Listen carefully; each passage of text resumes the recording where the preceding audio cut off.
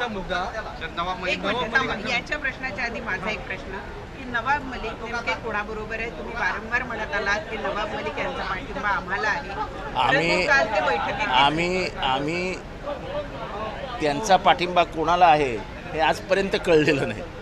त्यामुळे क्लेम करायला काय ते कोणाबरोबरच नाही तर क्लेम करायला हरकत नाही म्हणून आम्ही क्लेम केला असेल आम्हाला काय वाटत नाही ते आमच्याबरोबर आहे.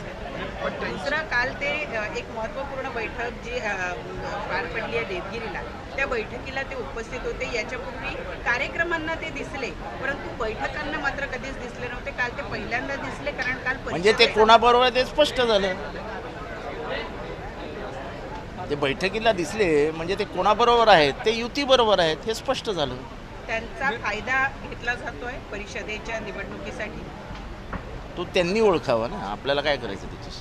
तो त्यांनी ओळखावा त्यांचा फायदा घेतला जातोय, त्यांचा काय तोटा झाला आहे ते त्यांनी ओळखावा. आम्ही कशाला त्याच्यावर बोलावं. देवेंद्र फडणवीस यांनी पत्र लिहिलं होतं की UAPAचा ते त्यांच्या पत्राची आठवण तुम्ही त्यांना करा.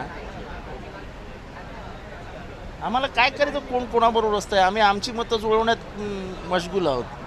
ते त्यांचं काम करत आहेत, आम्ही आमचं काम करतोय. आम्हाला काय करायचं कोण कोणाबरोबर बसले. आमचा संबंध येतो कुठे. महायुतीच्या सर्व प्रवक्त्यांना आता ताकीद देण्यात आली आहे की महायुतीमध्ये तेढ निर्माण होईल अशी वक्तव्य कुणी करू नका, अन्यथा पक्षातून हकालपट्टी करण्यात येईल. चांगलं आहे.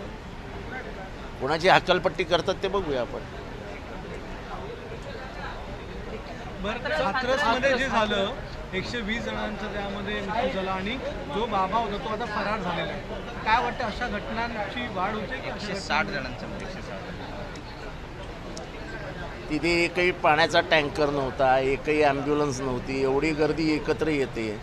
आपल्या पनवेलमध्येही ते झालं होतं. म्हणजे शासनाने दुर्लक्ष करावं तर किती करावं. शासनाला गांभीर्यच नाही. मृत्यू हा चला झाले 200 गेले काय फरक पडला अशी जर भूमिका असेल तर दुर्दैव आहे मानवी जीवनाचं. माणुसकीच उरलेली नाही. कोणी मेला काय आणि जगाला काय आपल्याला काय फरक पडतो. आता ते भुशी डॅममध्ये 6 जणं वाहून गेले. अनेक वेळा अनेकांनी सांगितलं की त्याला बाउंड्री मारा, त्या तिथेच कोणाला जाऊ देऊ नका. सरकारला काय म्हणजे पावसाळा झाला की भुशी डॅम संपला, विषयच संपला. तो दुसऱ्या वर्षी येतो 4-5 मेले की. मानवी जीवनाला काय किंमतच द्यायची नाही असं सगळ्याच सरकारांनी ठरवलं आहे.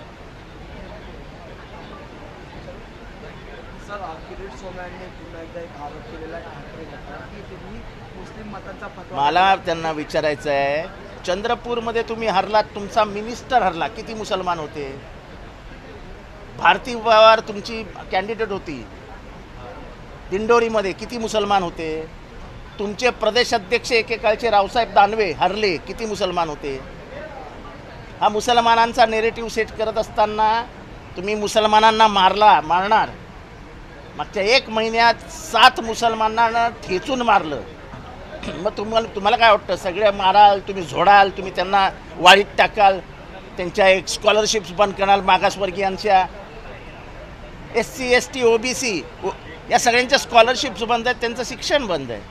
मग तुम्हाला काय वाटतं त्यांनी तुम्हाला मतं द्यावीत. मग उद्या तुम्ही म्हणाल की हा बहुजनांचा हेतुपूर्वक आमच्या विरुद्ध आहे. अरे तुम्ही बहुजनांना वाळीत टाकणार, त्यांना शिक्षणापासून वंचित ठेवणार, त्यांना धमकवणार की आम्ही मनुस्मृती आणणार आहोत. मग त्यांनी तुम्हाला मतं द्यावी अशी तुमची इच्छा आहे. अरे तुम्ही कानफडात पण मारणार आणि सांगणार हम तुमसे प्यार भी करते, असं नाही होत. दुहेरी भूमिकेत तुम्ही नाही जाऊ शकत.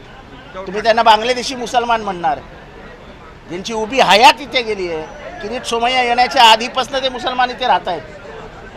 उद्धव ठाकरेंना मत म्हणजे वोट जिहादला मत अशी टीका केली. संविधानात आपल्याला अधिकार असतो, आपण म्हणतो we the people of India, त्यामुळे आपण सविस्तर मतदान करता आपला नाही पण तो त्यांचा अधिकार आहे ना. माझं तर म्हणणं यांना मतदान का करावं दलितांनी. माझं विचार नाही यांना का करावं मुसलमानांनी मतदान. अरे तुम्ही दररोज आम्हाला मारणार, दररोज आम्हाला शिव्या घालणार, तुम्हाला मतदान का करावं. तुम्ही याचं उत्तर द्या ना की सुजन मुनगंटीवार तुमचे सर्वात पॉवरफुल मिनिस्टर चंद्रपूरमध्ये 3 लाखाने हरतात. ते काय मुसलमानांनी हरवले. एक सांगतो, इथला जो सत्सद विवेक बुद्धीला स्मरून मतदान करणारा मतदार आहे यांनी नेहमी देशाची लोकशाही वाचवली आहे. ती 77 साली पण वाचवली आणि ती 2024ला पण वाचवली. इथे पुरात वाहून जाणारा हिंदू जन्माला आलेला नाही. हा हिंदू अतिशय विचारपूर्वक मतदान करतो. अयोध्येमध्ये कसं हारलं हे सांगा बरं. अयोध्येमध्ये किती मुसलमान आहेत? वारंवार बांगलादेशी आहेत. असंच बोलत राहायचं. बांगलादेशी आहेत, देशद्रोही आहेत, आणि मग सांगायचं आम्हाला मतं देत नाहीत. अरे कशी देतील? मला कोणी शिवी दिली तर 2दा 3दा 4दा ऐकून घेईन, 5व्यांदा मी पण शिवी देईन. अरे आम्ही पण मर्दाचीच अवलाद आहोत ना. आमचं पण रक्त सळसळतच आहे ना. शिव्या खायच्या तर किती खायच्या. आणि मुसलमानांनी का शिव्या खायच्या? या देशाचे नागरिक आहेत ते. तुमचं गव्हर्नमेंट होतं. जर तुम्हाला वाटत होतं ते बांगलादेशी मुसलमान आहेत तर त्यांना घालवायला पाहिजे होतं. तुम्हाला अडवलेलं कोणी? त्यांना अजूनही घाबरून ठेवायचं की अरे यार वोटका लफड़ा होने वाला है, तुम छान बेटो, तू शाम देतो, तुम्हारे अंग पे आएगा, कुछ करो मत, कुछ करो मत. काय चालू आहे? एवढे घाबरलेत. म्हणजे हे सगळं अर्थसंकल्पना यांचं बोलणं सगळं बघितलं ना की मरता क्या नाही करता आठवतं. एक म्हण आहे, मरता क्या नाही करता. तसं झालं यांचं. प्रचंड घबराट राहुल गांधीच्या भाषणामुळे, एकंदर वातावरणामुळे एवढे घाबरलेत की काही करतायत. माझी लाडकी बहीण योजनेमध्ये सरकारने जरी 2 अटी शिथिल केल्या असत्या तरी अजूनही गावखेड्यात अर्ज दाखल करण्यासाठी झुंबड उडवले आहे आणि अटी आणि नियमावली आहे त्याच्यामुळे लोक कंटाळले आहेत. काय वाटतं, योजना सफल आहे असं वाटतं तुम्हाला? आता 1500 रुपयाची खैरात वाटून तुम्हाला 3 महिने त्यांना देऊन त्यांची मतं पाडायची असतील तर काय सगळं योग्य आहे. आम्ही तर 8,500 रुपये देणार होतो. 8,500. आणि आम्ही पुढच्या सरकारमध्ये येऊ तर आम्ही परत एकदा सांगतो की आम्ही 8,500 देऊ. 1500 रुपयात होतं काय? महागाई 5 वर्षात 200 पटीने वाढली आहे. 200 पटीने काय होणार आहे 1500 रुपयात? एक वेळचं महिन्याभरचं किराणा माल सुद्धा येत नाही 1,500 रुपयात. या